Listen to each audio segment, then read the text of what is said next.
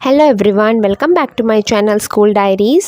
तो चलिए आज करते हैं हमारी अगली कविता जिसका नाम है चली बारात। ये है हमारा पाठ 10 चली बारात और जो कि एक कविता है। तो चलिए शुरू करते हैं। सो देखिए ये है हमारी कविता जिसका नाम है चली बारात। बारात क्या होता है? जो शादियों में निकलती है ना, जिसमें दूल्हा दुल्हन को लेने आता है ना, उसको हम बारात बोलते हैं। जिससे दूल्हा आता है ना शादी में, शादी करने के लिए अपनी दुल्हन से, है ना, तो उसको हम क्या बोलते हैं कि बारात आ गई, यानी दूल्हा आ गया। दूल्हे के साथ क्या है, सभी लोग भी चलते हैं शादी में और उसी को हम बारात बोलते हैं। ठीक है, सो चली बारात मतलब बारात जो है चल पड़ी है। अब पढ़ेंगे कि किसकी बारात इस कविता में चल पड़ी है। ठीक है, तो पहले हम जो है कविता को रीड करते हैं, गाते हैं, ठीक है, और फिर उसका मतलब समझेंगे। ठीक है, सो चलिए तो देखते हैं कविता को कैसे पढ़ेंगे। मुर्गी रानी आई सजकर पहन चुनरिया लाल, मुर्गा पगड़ी पहन अकड़ता आया धीमी चाल, कछुआ गर्दन मटकाता आया लाया बटुआ हाथ, टाई लगाए गीदड़ दादा चले सभी के साथ, खुशी खुशी बारात चली बुलबुल गीत सुनाता, नाच दिखाती चूहिया छम छम बगुला बिगुल बजाता। सो ये हमने कविता रीड कर ली है। इस तरीके से आपको भी कविता याद करनी है, इसको अच्छे से गाकर। ठीक है, अब हम इसका मतलब समझते हैं।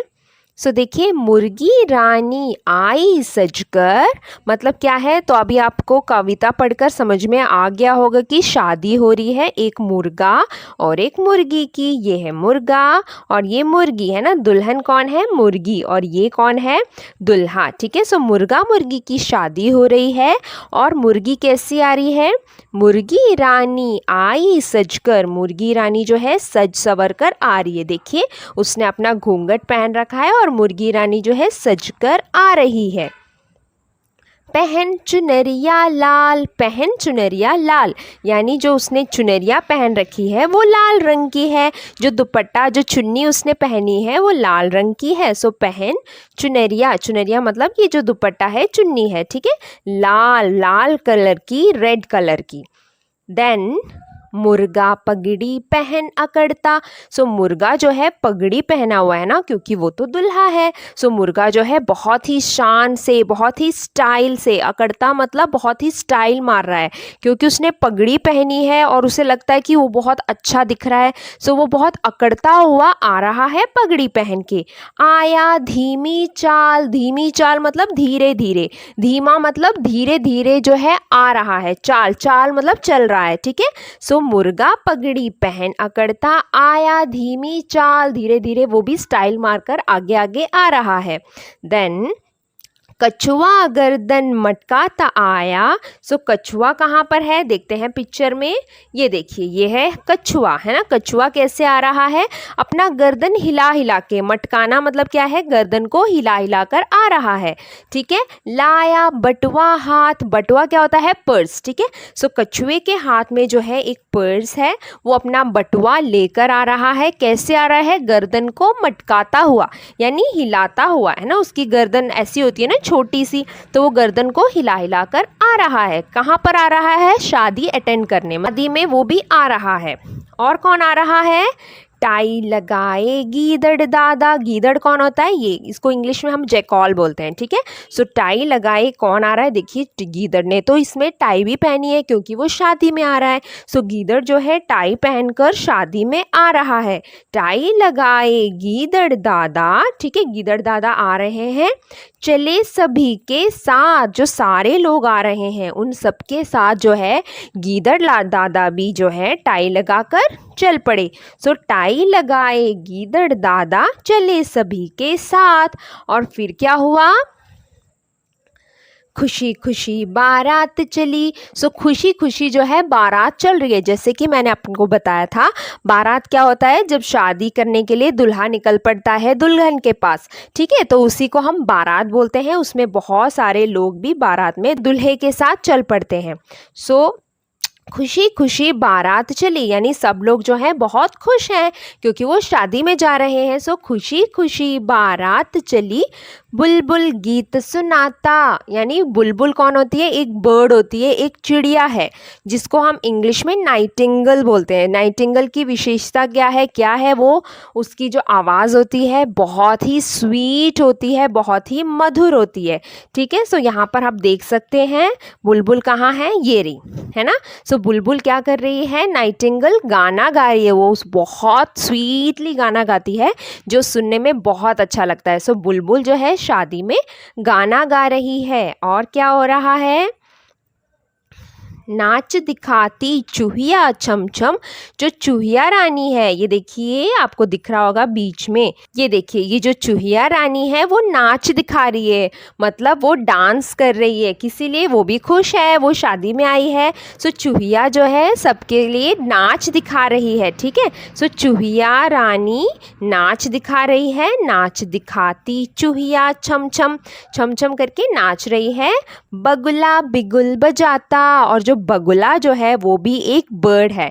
ठीक है, आप यहाँ पे देख सकते हो ये भी एक बर्ड है। सो बगुला क्या कर रहा है? बगुला जो है बिगुल बजा रहा है। उस बिगुल एक जो है म्यूजिकल इंस्ट्रूमेंट है जिससे गाना बजाया जाता है। ठीक है, देखो इससे आप देख रहे हैं ना पिक्चर में, इसके मुंह में क्या है? बगुला बिगुल बजाता, इसको हम बिगुल बोलते हैं, और ये बर्ड है बगुला। ठीक है, सो बगुला बिगुल बजा रहा है और वो भी जो है शादी में गाना गा रहा है, गाना बजा रहा है। ठीक है, सो इतनी सी ही है ये कविता, बहुत ही ईजी है। आपको कविता समझ में आ गई होगी। अब आपको क्या करना है? कविता को पढ़ना है और उसको याद करना है। ठीक है, तो चलिए अब हम करते हैं कविता का अभ्यास। सो ये है इसके बैक एक्सरसाइजेस। देखिए, बारात में कौन कौन शामिल था? बारात में कौन कौन शामिल था? अक्षर जाल में से ढूंढ कर लिखो। इसको, जिसको हम वर्ड सर्च बोलते हैं इंग्लिश में, है ना, कि बहुत सारे लेटर्स दिए होते हैं आपको, या फिर इस तरीके से वर्ड बनाना है, या फिर सीधा बनाना है, या फिर टेढ़ा बनाना है, कैसे भी आप इसको बना सकते हो। ठीक है, तो ये पूछ रहे हैं क्वेश्चन में कि बारात में कौन कौन शामिल था। हमें पता है बारात में, है ना, हमने पूरी कविता में पढ़ रखा है कौन कौन। ये देखिए पहले ही हमें मिल गया बगुला। बगुला कौन थी? वो बर्ड जो बिगुल बजा रहा था वो था। सो हमें यहाँ पर एक वर्ड मिल गया बगुला। और ये क्या है?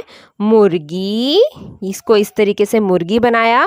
यहाँ से करेंगे मुर्गा, और यहाँ से कछुआ। इस तरीके से आपको खुद ढूंढना है।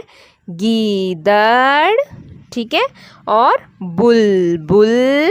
इस तरीके से जो है आपको ये वर्ड्स बनाने हैं, ढूंढने हैं इनको, और यहाँ पर लिखना है। ठीक है, सो आगे क्या है? आगे कुछ नहीं है। चित्र में रंग भरो और नाम लिखो। 2 चित्र दिया है, उसमें रंग भर के नाम लिखना है। ये है सुराही। ठीक है, इसको हम सुराही बोलते हैं, सुराही, क्योंकि ये छोटी ऊ की मात्रा की मतलब यहाँ पे जो है छोटी ऊ की मात्रा की प्रैक्टिस करवा रहे हैं। और ये है हमारा गुलाब का फूल। सो हम यहाँ पे लिखेंगे गुलाब। ठीक है, सो कविता के पीछे जो है प्रश्नोत्तर वगैरह नहीं दिया है, पर एग्जाम में आपको पूछे जा सकते हैं। जैसे कि इसके अलावा देखिए आपको जो है ऐसे एक प्रश्नोत्तर भी आ सकते हैं एग्जाम में। जैसे कि ये देखिए, ये इनकी स्कूल की कॉपी है और मैं आपको दिखाती हूँ इसमें कैसे दिया है। जैसे कि मुर्गी रानी आई डैश, तो आप यहाँ पर लिख सकते हैं सजकर। ठीक है, ये जो है कविता से ही लिए गए हैं ये प्रश्नोत्तर। आपको इस तरीके से इसकी प्रैक्टिस करनी है। और टाई लगाए डैश दादा, सो आप यहाँ पे लिखेंगे गीदड़ दादा। और देखिए कुछ प्रश्नोत्तर भी यहाँ पर दिया है। अकड़ता हुआ कौन आया, है ना, हमें पता है कौन आया था। अकड़ता हुआ मुर्गा आया था, है ना, सो हम लिखेंगे अकड़ता हुआ मुर्गा आया। फिर गर्दन कौन मटका रहा था, सो हमें पता है गर्दन तो कछुआ मटका रहा था, सो हम लिखेंगे कछुआ गर्दन मटका रहा था। ठीक है, ये देखिए ऐसे आप कई प्रश्न बनाकर इसकी प्रैक्टिस कर सकते हैं। यहाँ पे जो है एक और दिया है एग्जाम्पल, जैसे सही और गलत का निशान लगाइए। मुर्गी लाल चुनरिया पहनकर आई, है ना, ये सही है, तो हम यहाँ पर सही का निशान लगाएंगे। और कछुआ हाथ में बिगुल लेकर आया, गलत है, क्योंकि कछुआ तो बटुआ लेकर आया था, बिगुल तो बगुला बजा रहा था, है ना, सो ये गलत है। ठीक है, तो इसी तरीके से आप जो है पाठ के प्रश्नोत्तर करके उसकी प्रैक्टिस करा सकते हैं, आप पूछ सकते हैं। ठीक है, तो यही है पार्ट, क्योंकि टेक्स्ट बुक में ज़्यादा तक कुछ नहीं दिया है, पर एग्जाम में ऐसे आ सकते हैं। ठीक है, सो आपको जो है कविता अच्छे से याद होनी चाहिए, तभी आपको पता चलेगा कि कौन क्या कर रहा था, किसके हाथ में क्या था। ठीक है, तो इतनी ही है ये कविता। अगली कविता करेंगे हम अपने अगले वीडियो में। ठीक है, सो वीडियो अगर पसंद आए तो लाइक शेयर सब्सक्राइब ज़रूर करिएगा। सो मिलते हैं अगले वीडियो में, तब तक के लिए बाय बाय, टेक केयर।